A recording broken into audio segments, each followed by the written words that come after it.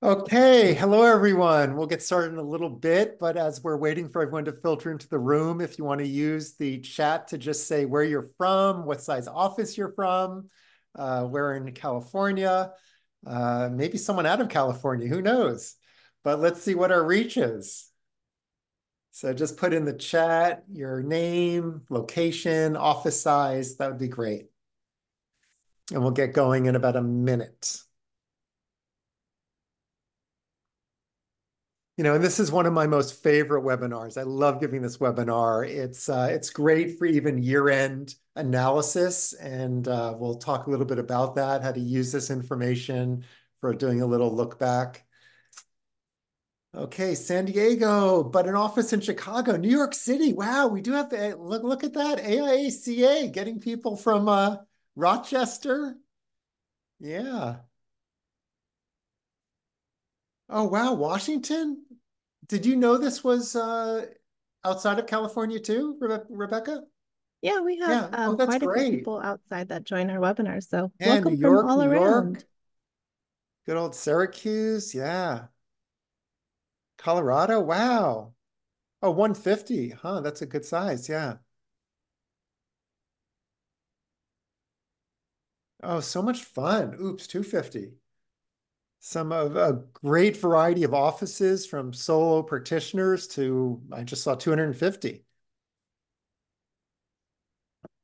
Ooh, 1,000. That takes the record. 1,000 person firm. Princeton, New Jersey, my home state. Grew up in West Orange. Okay, so it's 2 minutes. Do you want to kick it off or give another I minute? can. Yeah, Essex thanks Fells. Yeah, that's everyone. right where I grew up.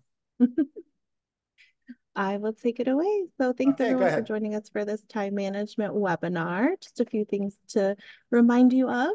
Please use the Q&A section for questions today and remember to be constructive in any of those comments or questions to the presenter and to one another to ensure that we have a session that is productive.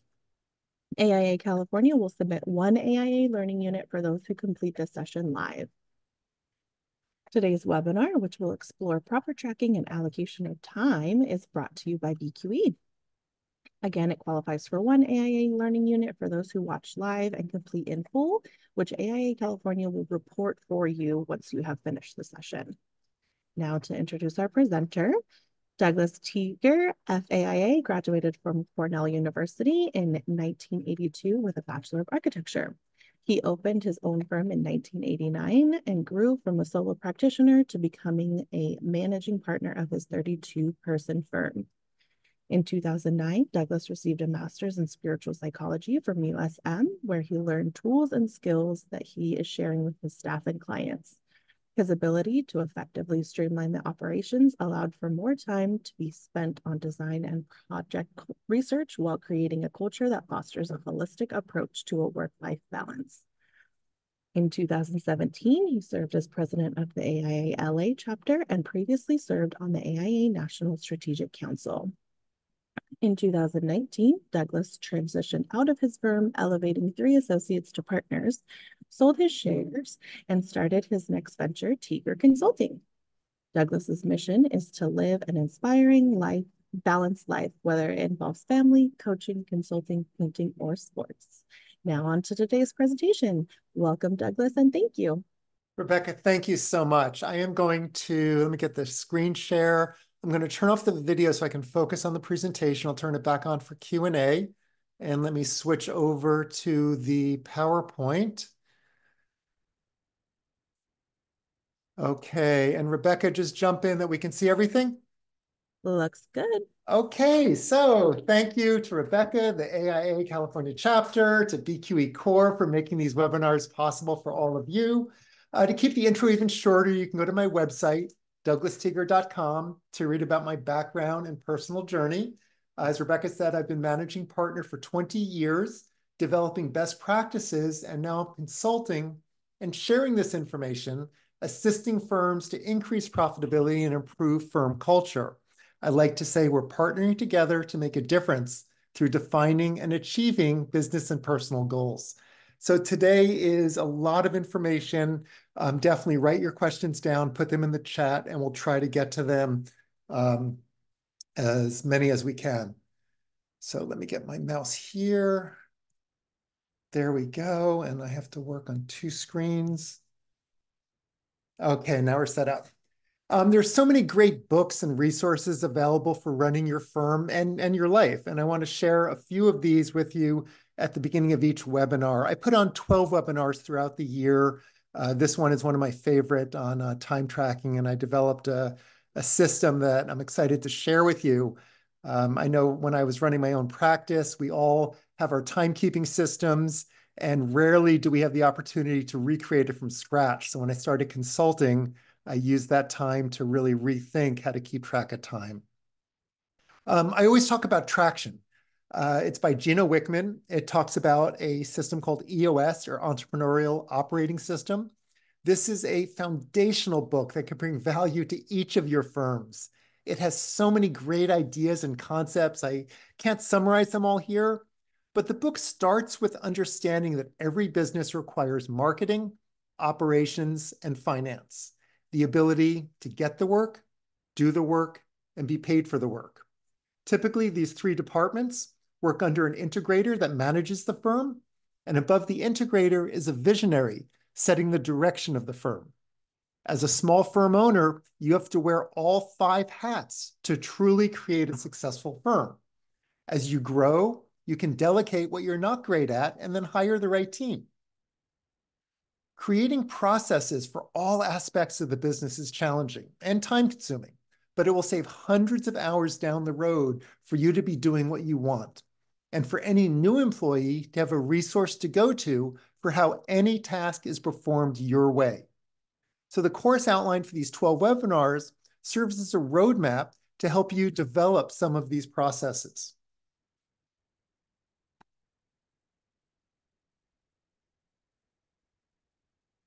Oh, sorry about that.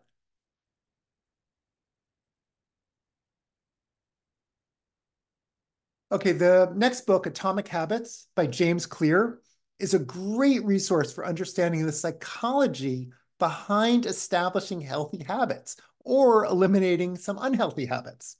You learn tools to put in place to establish new habits, and then what are some of the other pitfalls that can get in the way? The takeaway that I got out of this book is making small adjustments now can equal huge shifts in the future. So, my goal with all my coaching is microscopic improvements each week, just doing a little something to improve. And over time, it's going to have a huge impact. So these are the 12 parts that I go through. Time management is foundational. It's really my first webinar in the series, but we also talk about how to set up a really good chart of accounts to understand your financials, understanding fees, how to really budget a project, how that ties into writing a proposal, understanding burn rate, project management tools, really understanding profitability and how to stay on track of that, how all of this comes into a unified scorecard, which develops KPIs that you can look at on a monthly basis. And then the last 4 seminars are business structure, core values, strategic plan and planning, and then business development and coming up with a really good CRM. So they're all available through BQE Core if you want to listen to those as well. So today we're on time management. Let's jump into it. We're all in a service industry, and typically we're selling time. Even if you have fixed fee projects, in order to understand profitability, we have to understand how much time you invested in those projects. So believe it or not, something as what some of you might consider boring or mundane, such as time tracking, really excites me. So how can we use time management not only to understand our firm profitability, but in how we engage and structure our lives in service to a work-life balance? I'm going to break today down into 3 areas: time tracking via buckets, calendar blocking, which I'm sure most of you have heard about, and then how this ties into a work-life balance.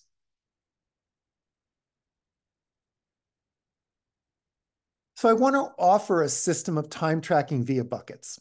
The concept is there are 7 main buckets for the typical architecture firm.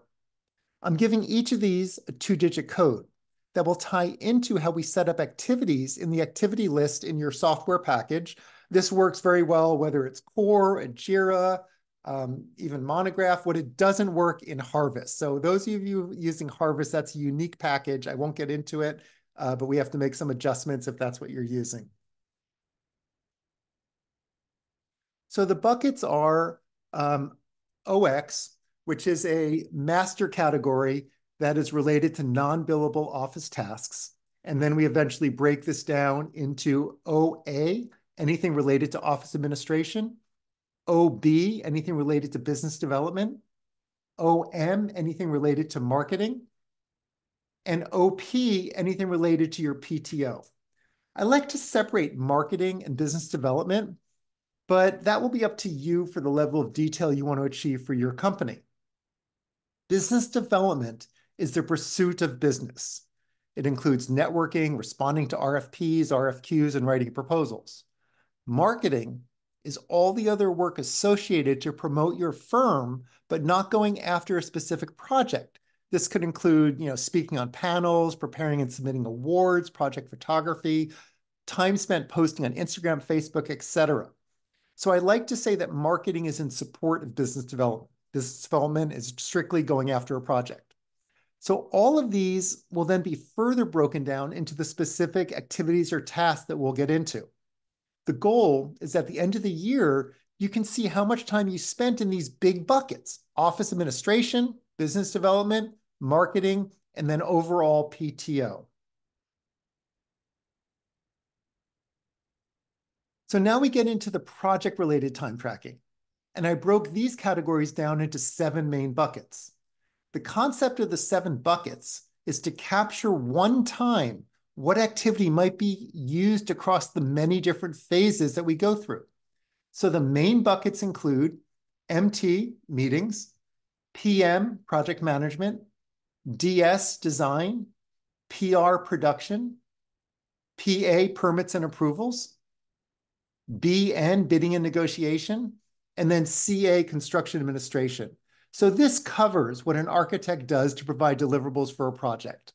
I have some clients that add an interior design or ID section. I work with lighting designers, landscape architects, design build firms, where we would modify this to fit their market sector. But the concept is the same, no matter what your specialty or niche business is. Most architects can break their day down into these 4 buckets of time: meetings, project management, design, or production. This is true whether it's just an hourly consulting agreement or any of the standard phases of a project. The permitting, bidding, and CA phases also are included, but they're not in all the categories. But for the most part, the 4 categories each day, you can very quickly do your time slips by just typing in PM-DS-, and I'll show you in a few minutes how that ties into a very easy time tracking system.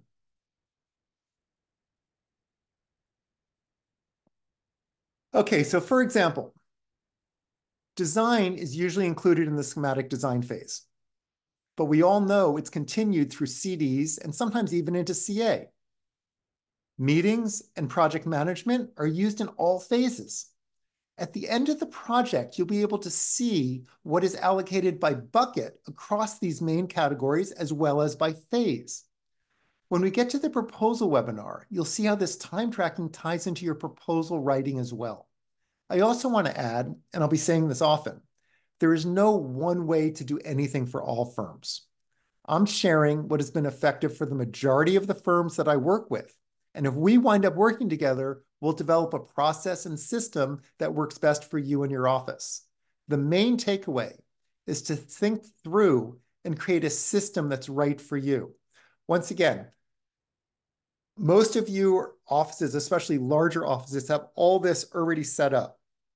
To shift it is totally possible. I've worked with many firms where we've redesignated these code systems that just makes time tracking so much easier, as well as year-end analysis a lot more effective, because you can just do a search by these main buckets and then really understand, are you a design-focused office, a production-focused office? How much time are you really spending in meetings across all your projects? It'll be fascinating for you to have this information. Okay, so let's go. Okay, so Oops, sorry. I'm working on two screens. My other monitor died, and it's making it confusing to go through where we are here. So if you have more phases that are part of your proposal or process, we can just add the phases. This is all available on a spreadsheet that I've created on my website, so you can download it. It's all laid out for you. I have 3 different versions in the different tabs at the bottom. The same concept applies of having these big buckets or main categories for tracking your time. You can just set up whatever phase works for your office.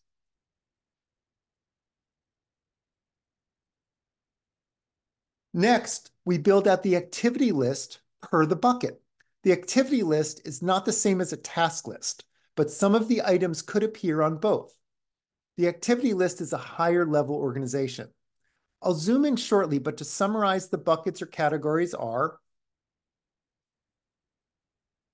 OX, which is all the non-billable, broken down to OA, OB, OM, and OP for office administration, office business development, office marketing, and office PTO.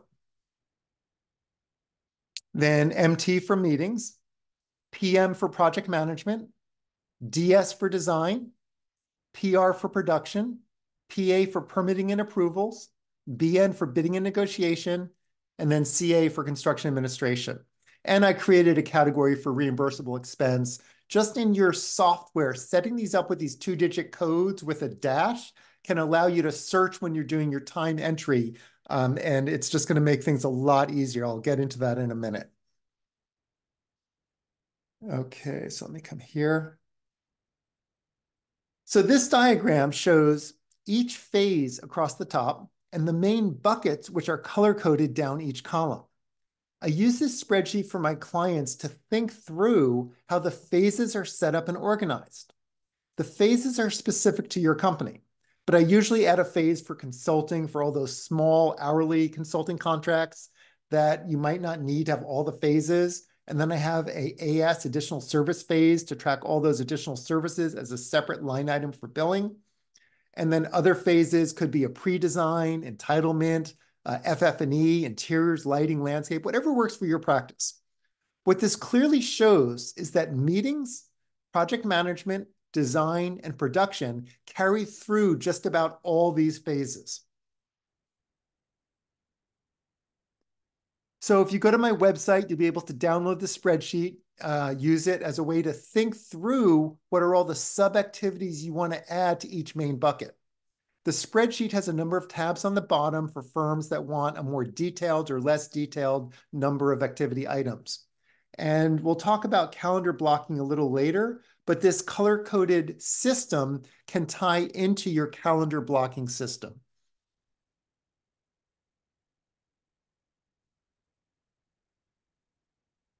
Okay, so this is where you have the opportunity to add as many or as few activity items within each of the main buckets. Working with the spreadsheet I provide allows you to see and think through the color-coded organization in a single glance. I'm not going to go through all of these. That is for each of you to define what works best for your own practice. But I know from working with many clients that this spreadsheet covers most firms. I want to zero in on the production category and show you that I don't break down the specific activities of production.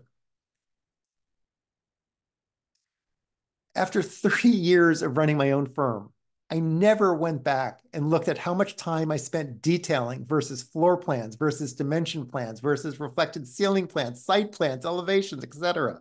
I had such a detailed activity list that I never analyzed.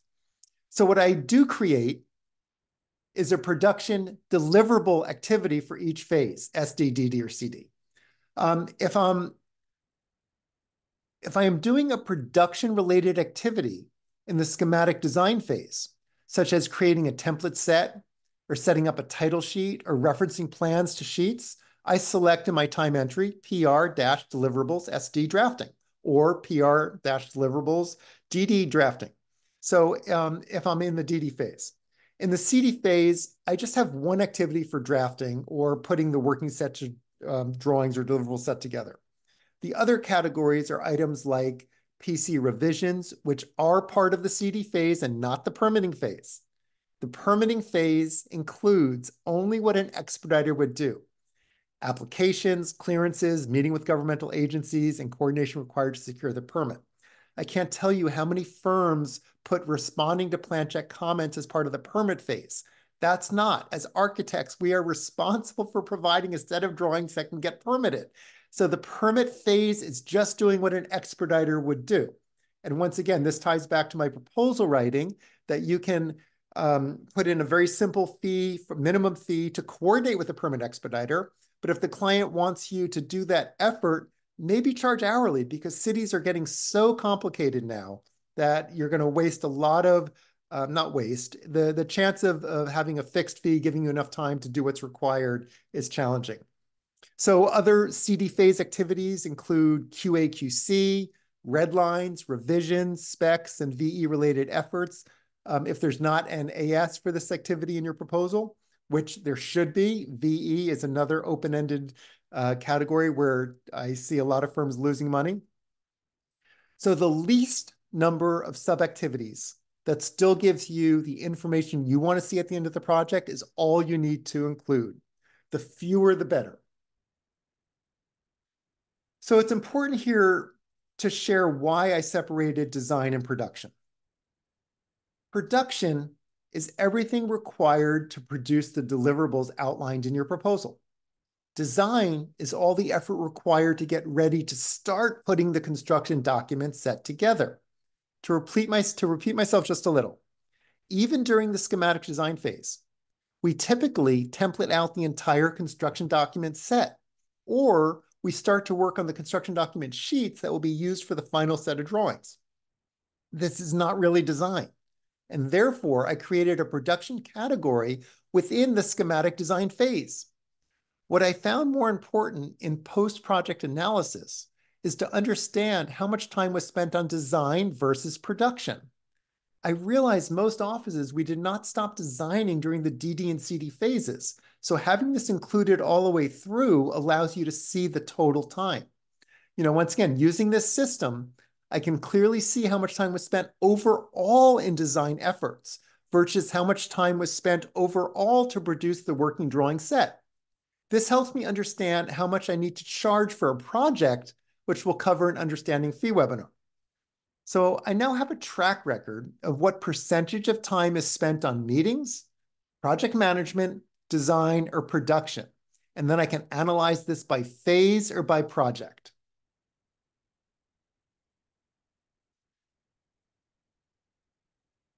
Okay, so the only reason I use the Excel spreadsheet is that it's easier to see everything in a color-coded system in one glance on one spreadsheet.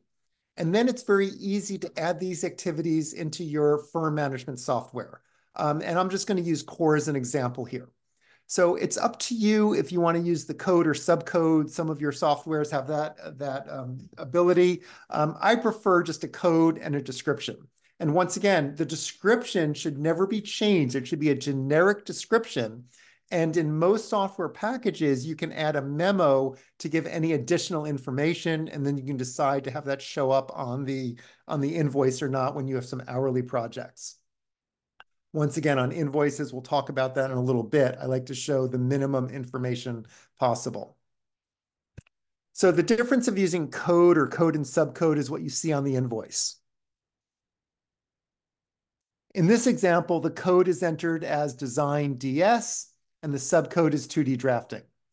The reason I like the 2-digit code is when entering time, you just type DS dash or colon or parentheses, whatever works for your software package.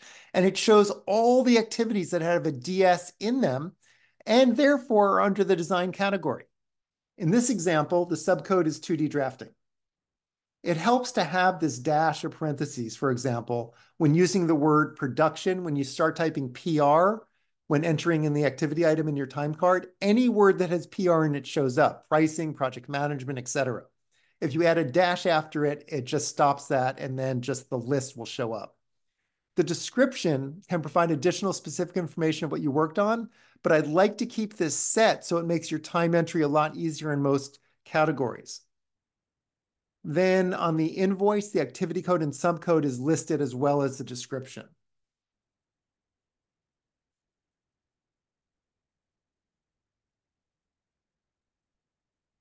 So in this example, we're not using the subcode. The code is the two-letter abbreviation, along with a brief description that would normally be in the subcode. This would be things like 3D modeling, as-built drawings, concept ideas, stay high level, stay generic. Since the invoice can show both the code and the subcode, it's up to you to decide what your invoice looks like. Most of these programs are very customizable, and you can make an invoice look exactly as you did or any way you want it. You can always get a custom invoice as well. One of the things I love about Core is its ability to do these custom reports and invoices if none of the standard templates meet your requirements. So once again, the code has a dash after the 2-digit plus the additional activity described. Both the code and description can show up on the invoice. Once again, the description box can and should be consistent, and this will help you in the time entry. Talk to your staff and inform them that on hourly contracts, the description information is seen and read by the client. So if they do modify it or if they do write in the memos, read this. Therefore, they should write the description in a positive manner, describing the solution, not the problem. These should be written as if a lawyer is reading them. It's up to you as the firm owner to inspire, educate, and inform your staff why this is important. Give a few examples of how you want your descriptions to be written. At the end of the month, you still need to review the descriptions before the invoices are sent out to your clients. This extra hour or two of review could save you thousands of dollars over time. And more importantly, this review effort can prevent your clients from being upset over seeing an hourly charge they dispute due to a poorly written description. So the invoice here displays what is in the activity code from the activity list. Not all firm owners like seeing a 2-digit code, so this can be changed. The great thing about these software programs are the ability to customize the information to reflect the graphic layout you want to show the client. But for me, once the client is trained to see what each 2-digit code means, then the length of information is shortened. Remember, this only occurs on the hourly invoice where you have the option to create the invoice by employee, role, or activity. On a fixed fee invoice, this information would not be shown, so it's not an issue. I recommend creating a habit of a well-written description or memo, even on fixed fee projects, so you can go back and understand what was done if an issue does arise.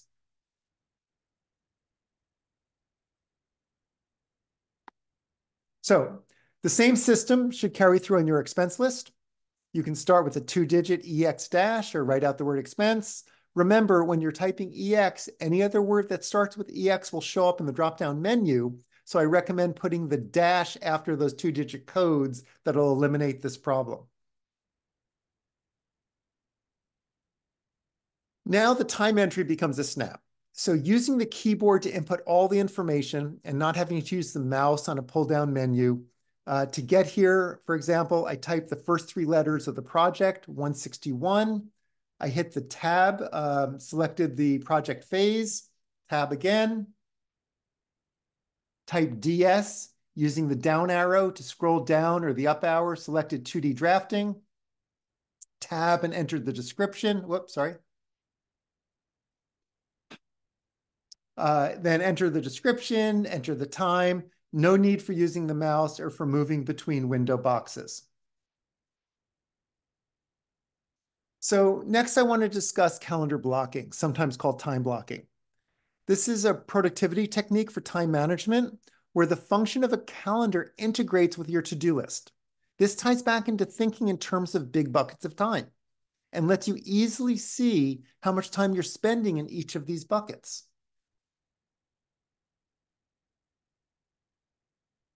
So the breakdown you choose is dependent on the role you have within the firm. It's better to have general buckets and not have too many colors showing up on your calendar. As a project manager, someone in upper management, or as the firm leader, most of your time can fall within the buckets shown here. I've always had a big part of my professional life being associated with the AIA, so for me, that falls into a big bucket. But if you're just going to events or not serving on a committee or the board, this might just fall under marketing or BD. So aside from the AIA, I think we can capture most of our tasks in these 7 categories.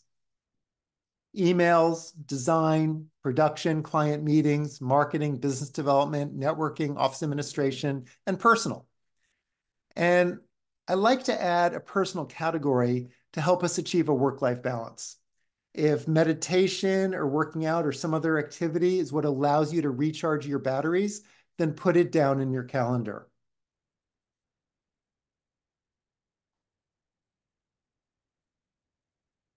So Core has a feature that allows you to link your Outlook or Calendar, Google Calendar directly with the Core Calendar.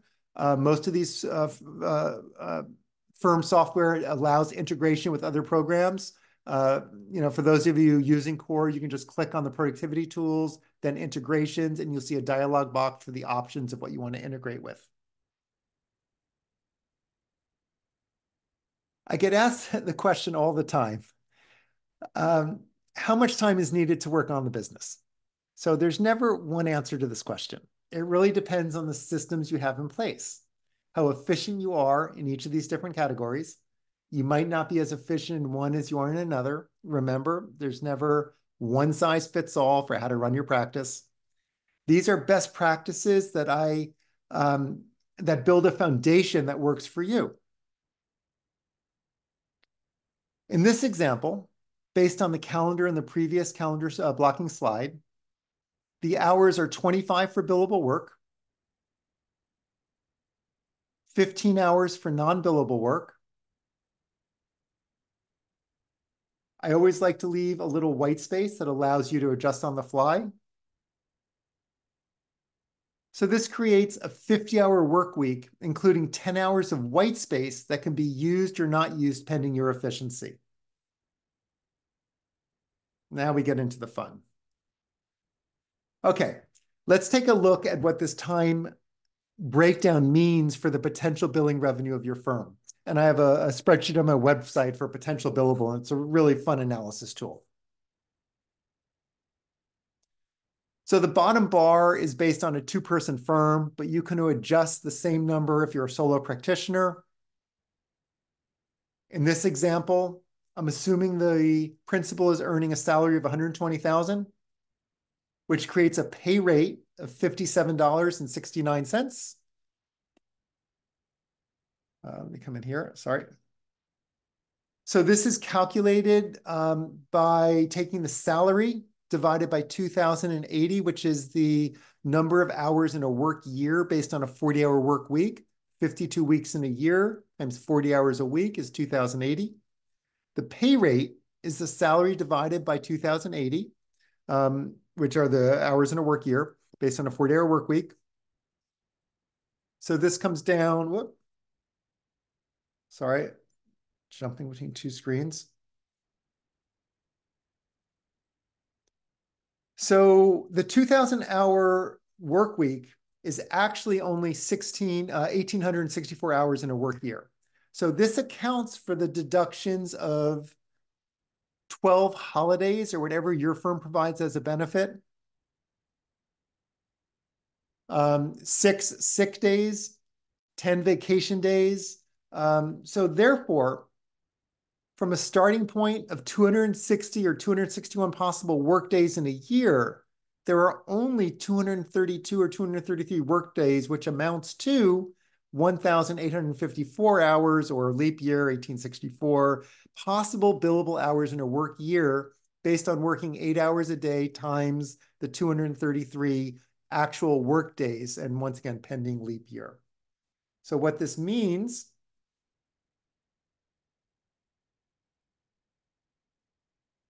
So it's important to understand here the difference between pay rate, cost rate, and bill rate. And we'll talk about this deeper in another webinar.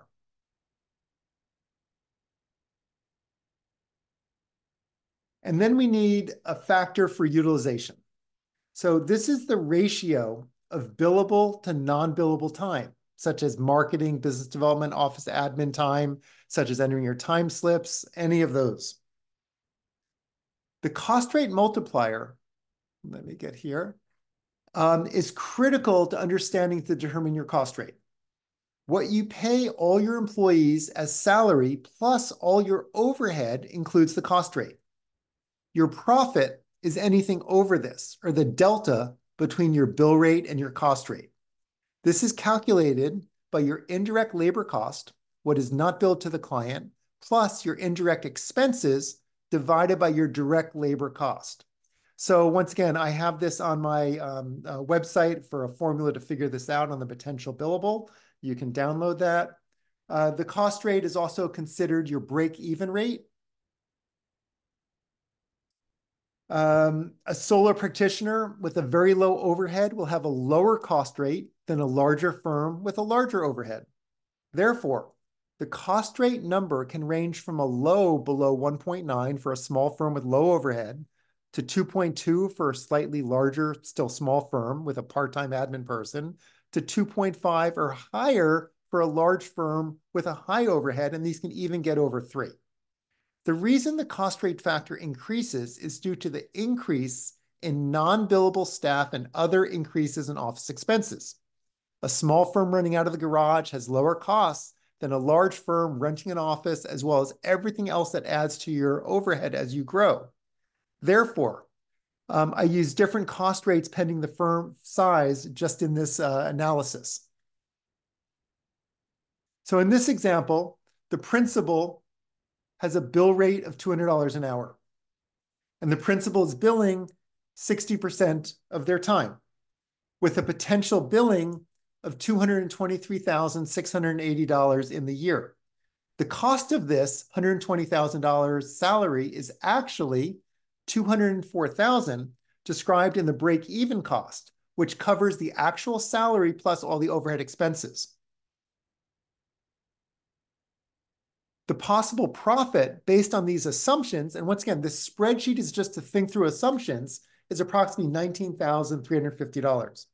When I use the word potential profit in this example, it is describing the difference between the potential billable and the salary times the cost rate. There are a lot of factors that can change this equation, such as taking a lower salary, increasing your bill rate, or increasing utilization rate. The point of this slide is to have you analyze what your potential billing is, making certain assumptions of salary, cost rate, bill rate, and utilization rate. You can see from this spreadsheet, when you add employees, as in the 2 examples shown here, you can analyze the potential bill rate versus cost rate versus utilization rate, which are necessary to see the bottom line potential profit that each additional employee can add to your firm or subtract from your firm if they are non-billable.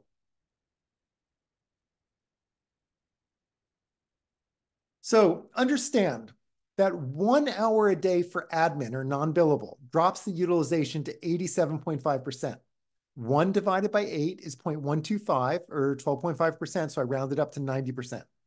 It is rare, if not impossible, to have a staff member at 100% utilization based on a 40-hour work week. If your staff works longer hours, this percentage changes. But my goal is to have firms work a 40-hour work week and foster a work-life balance. As you grow and hire more people, this becomes a valuable tool to do as yearly projection. The other critical piece of this puzzle is having a clear understanding of your operating costs. We cover this in another webinar. This spreadsheet is also on my website, available for download. So this all comes down to, how does all this translate into a work-life balance? There is no right or wrong in what defines a work-life balance. I would offer to experiment and even stop using the terms right and wrong. Shift these words to choices and consequences. Who is to say what's right and wrong? We're all making choices based on the information at hand. If there's not enough information, it's okay to say, I don't have enough information to make an informed choice. Then, after you make a choice, there are consequences. Some can be thought of as positive or a right outcome, or a negative with a wrong outcome. I would offer to shift this to understanding of outcome, which is the consequence of your choice. 2, what is the learning from this experience? Whether learning might be perceived as good or bad, right or wrong, positive or negative, we don't truly know. If you lost a big project, you might have saved yourself from a litigious owner that sues all his architects, or that project wins many awards and brings you more work. There's a Zen saying, "Is that so?" that speaks to this. If you Google Zen saying, "Is that so?" you can read the story. The message is not to place judgment on any outcome because we do not always know what is in our best interest at the time. I work with some firm owners where architecture is both their vocation and avocation.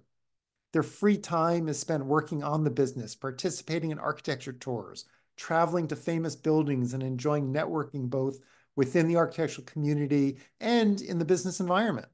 Other firm owners choose to balance family, hobbies, and other interests, which brings me to this quote. There is no such thing as a work-life balance. It is all life. The balance must be within you. This present moment is life, and we get to choose how we want to live life and the attitude we bring to each moment. There's another quote by Viktor Frankl, a Holocaust survivor. Everything can be taken from a man but one thing, the last of the human freedoms, to choose one's attitude in any given set of circumstances, to choose one's own way. I lived my first 50 years always thinking in the future and not always with a great attitude in the present moment. When I was in college, I say I'll be happy when I graduate. When I graduated, I'll be happy once I have a good job. When I had a good job, I'll be happy when I'm running my own firm. When I had my own firm, I'll be happy when I'm married. When I was married, I'd be happy once I had children. I'm not proud of this. It was where I was at that point in my life. But after many years of inner work, I shifted how I hold things. And this only occurred in my 50s. And now I'm able to see how wonderful my life is and has always been. It is possible to be driven, yet stay in the present moment, because life will pass us by if we're always living in the future or living in the past. The balance has to be within each of you to appreciate and witness the gratitude of each day and to choose the life you want to live now. Another small tool I use is every morning when I first wake up, before I get out of bed, I say what I'm grateful for. I'm grateful for my life. I'm grateful for myself. I'm grateful for my wife. I'm grateful for my boys, etc. Just whatever you want to add. I do the same practice at night right before I go to sleep. So just a thought to try. Let's try something different. What are you getting out of this webinar? What's one thing you can shift to make a change? If you can just pick up a learning each day and make a small shift over time, it's going to be magical. So I work with my clients not only to set up best practices in business, but to assist with living life to the fullest. So as I said, what's one small action step each of you can take today to achieve the work-life balance that you want?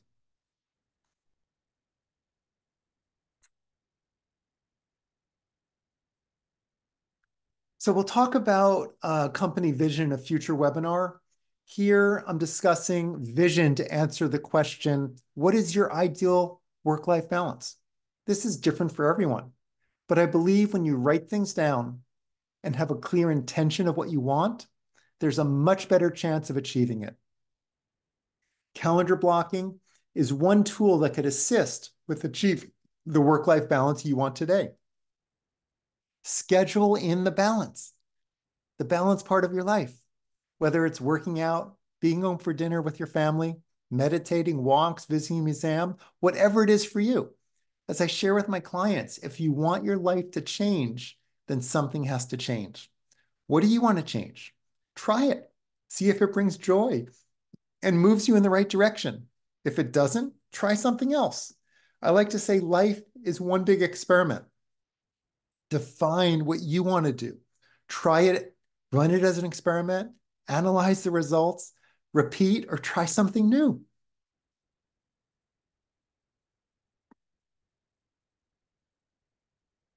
Okay, so takeaways. We'll move into QA. Before I do, I want to remind you that my spreadsheets are available on my website at www.douglasteager.com. Hopefully, if you implement just one of the suggestions from this webinar, it can shift some aspect of your life just a little this month. If you continue to build on those ideas that work for you, the payoff in the future is huge. Consider time tracking via buckets to make your time entry a lot easier, color-coded calendar blocking to easily see how your week is spent, and realize work-life balance is an inner choice. Here are some resources. that you can jot down, or I think Emily will put these in the chat. If you have any questions, you can reach out to me at dt@douglasteager.com. You can look at my website, douglasteager.com. I run 2 monthly group calls with firm leaders. The first Tuesday at 11 a.m. Pacific time is for large firms over 20. The third Tuesday at 11 a.m. Pacific time is for the smaller firms. And these are each 90-minute calls. There's a registration on the website. And then we're going to go into our poll question. So if we want to put up the poll question, is that, Emily, can you get that up, or Rebecca? There we go. Okay, so the poll question is simple. Do you want to get a product demo from Core? If the firms that are out there that are not using a firm management software tool, get a demo, check out, there's a dozen of these programs out there, narrow it down to 3 or 4 and get demos. These softwares are so complicated that they need someone to show you what the potential is. The ones that are very simple do not give you the data that I like to see for analysis and for understanding KPIs. So make sure you have someone walk you through what the potential is. If you're even a Core user, you can still get a demo just to make sure you're using it to its fullest capacity. I have so many clients that are on Core and other programs that are used at such a basic level. These programs are so sophisticated. It's remarkable to see what they can do. So if you're interested, get a demo. That's going to be the only way to understand how to really use these programs. If you download a free trial, great, but still get the demo. They're too challenging to figure out of the box right from the beginning. So whatever you do, if you're gonna click one of these buttons, just click get a demo, have someone walk you through it. Whether it's BQE or any of the other companies that are out there, get the demo to see what they can do.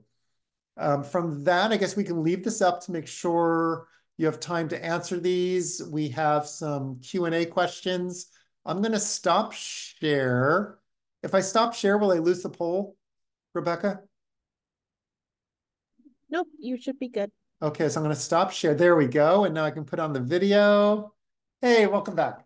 Perfect. Okay, so let's go to Q&A. All right, I'll go ahead and ask you the first question, Douglas. Just a reminder, please go ahead and fill out that poll question and then go ahead and ask a question in the Q&A. First question is from Anton. How do you recommend ending design to focus on documentation? Example, DD ends and CD begins. Yeah, so this is really a firm culture discussion. There are firms that are design focused that clearly allow design to continue through all phases. There's nothing wrong with that. It's what is the culture that you want in your office? Are you a design focused culture, or is it that we're going to reach a solution that is meets everything the client needs to have to be successful, and then it's going to be let's go into production. But what I found is they always cross over, and that's why I like seeing that design category both in DD and CD, because if you are going back to the design effort, then track it as design and go for it. There's no right or wrong answer here. It's for you to experiment what works for your firm, but to be clear and to discuss with your team that let's try this for 6 months, that we want to try to finish design at the end of schematic design and really try to hold to that. But as a firm leader, you have to know that you can be happy with the design that is at the end of schematic design.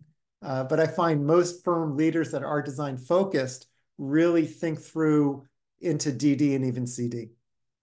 I'm going to let my cat out. Go on.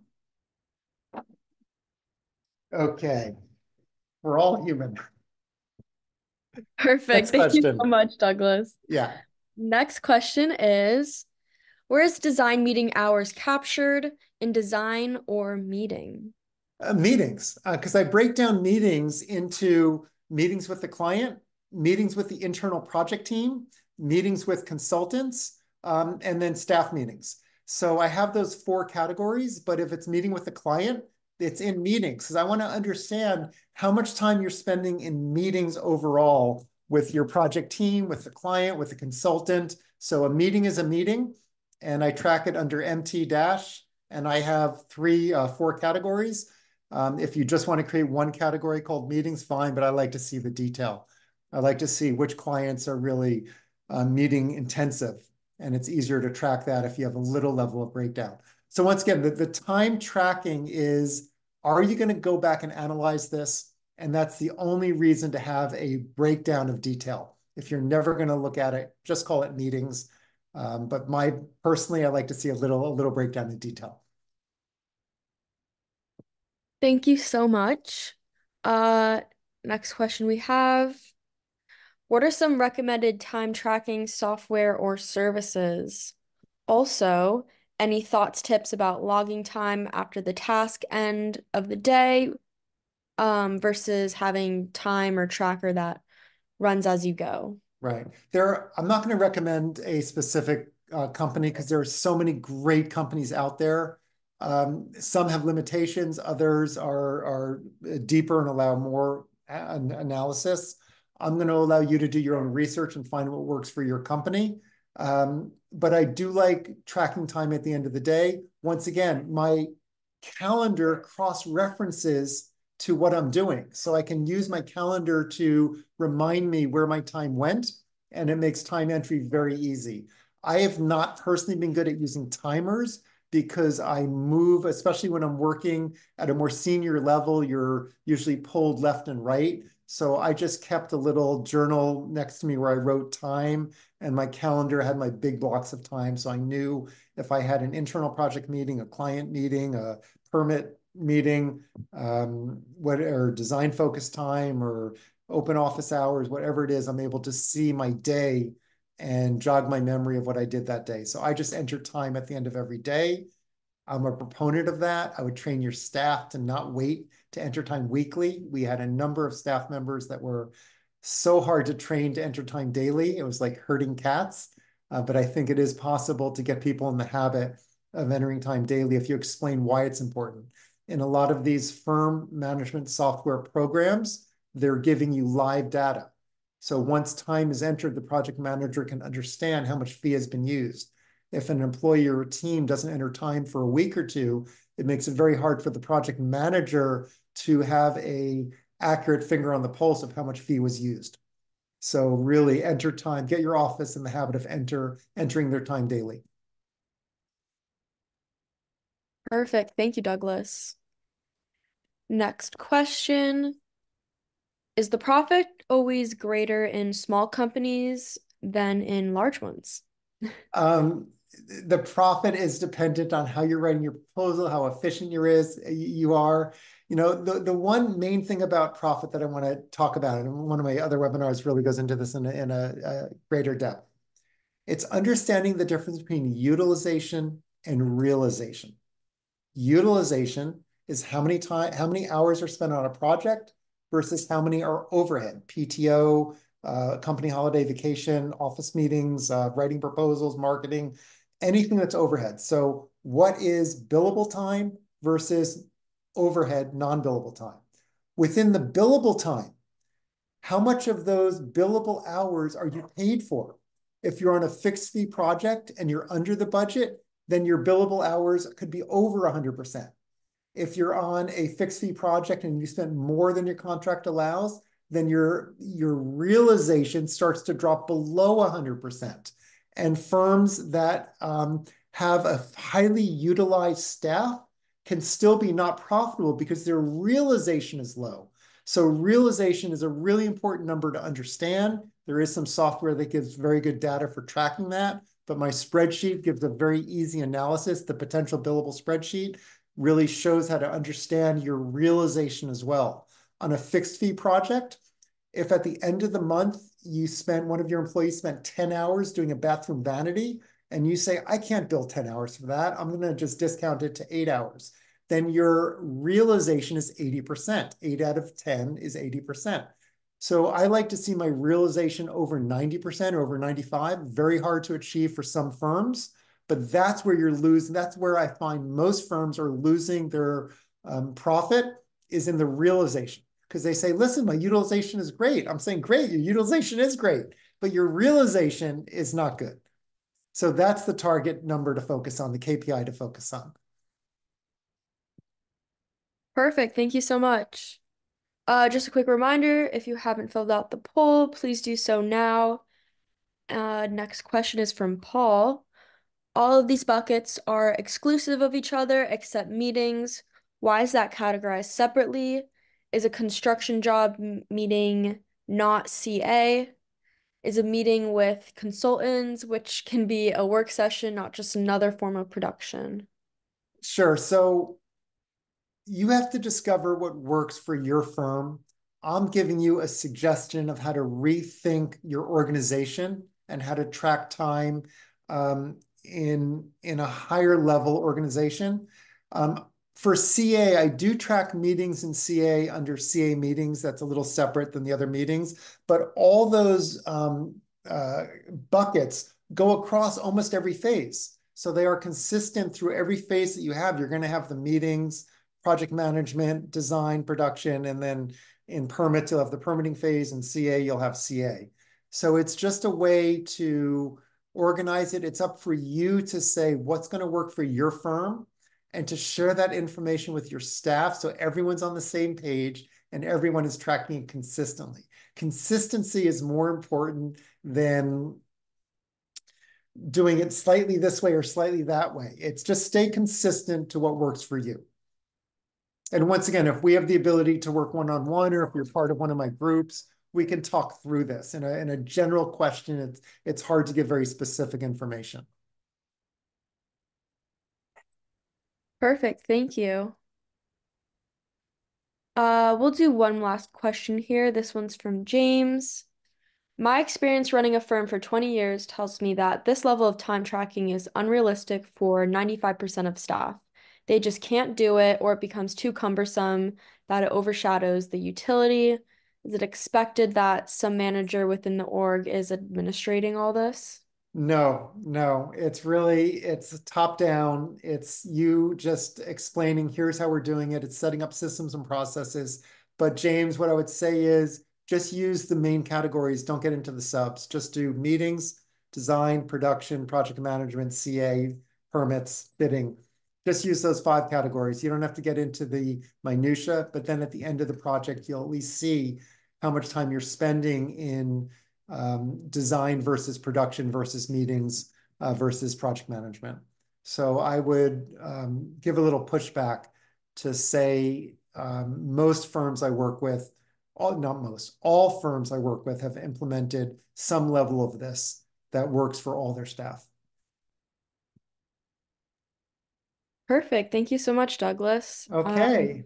And happy holidays to everyone. I know we're wrapping up the year, but the year end is the time to do a little analysis and retrospection and look back to see how you did run your office and what changes you want to make for the coming year. And setting goals is so important. Just writing it down and sharing with your staff what your goals are for next year makes them a lot more achievable. Thank you so much, Douglas. Thank you, BQE. There is about 60 seconds left, and I wanted to ask one question. Sure. What platform did you use for the documents on your website?